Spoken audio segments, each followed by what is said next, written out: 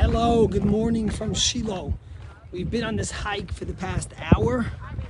We started all the way on top of these mountains in Shilo, which is in Mate Binyamin in Judea. It's really beautiful.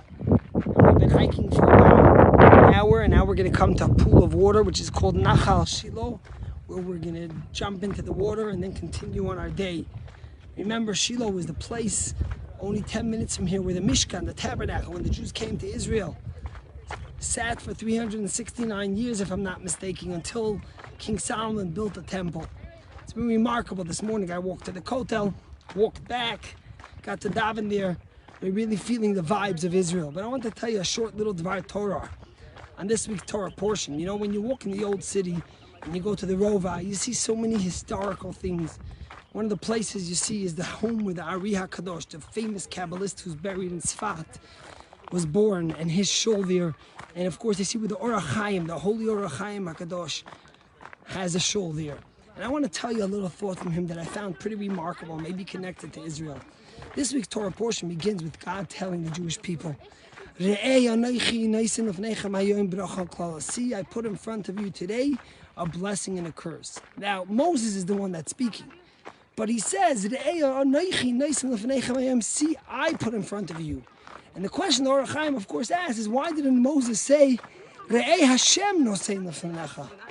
See, God puts in front of you. Why does Moses say me? And the answer is a very profound one that the Or HaChaim gives, which I think we could learn from our Israeli brothers and sisters. The Or HaChaim is saying, you could get up one day and give a speech and give a lecture and be the most articulate, passionate speaker.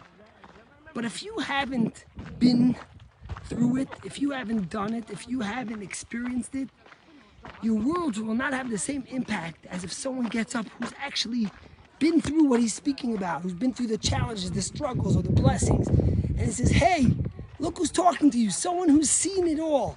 I'm telling you from experience. Says the Or HaChaim HaKadosh that Moshe looks at the Jewish people. Of course, God, the one that's putting in front of you the blessing and the curse.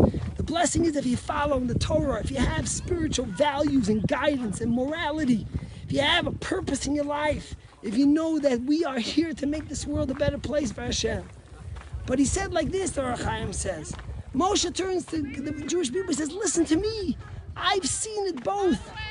I grew up in Pharaoh's palace, the promiscuous, shallow place in the world. That's where I grew up till my bar mitzvah.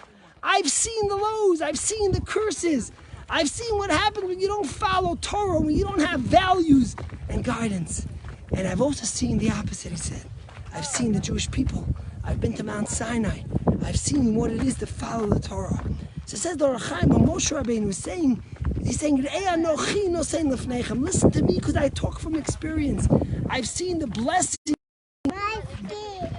I've seen the blessing and I've seen the curse, and that's why I'm pleading with you to choose blessing, choose Torah, choose values, because then and only then what happens is you choose life, you choose real, ultimate life.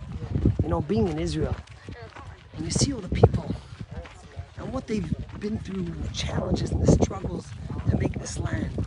You know, sometimes I always wonder when you read these happiness surveys of the happiest countries in the world, and Israel comes up always in the first 10. And you wonder why.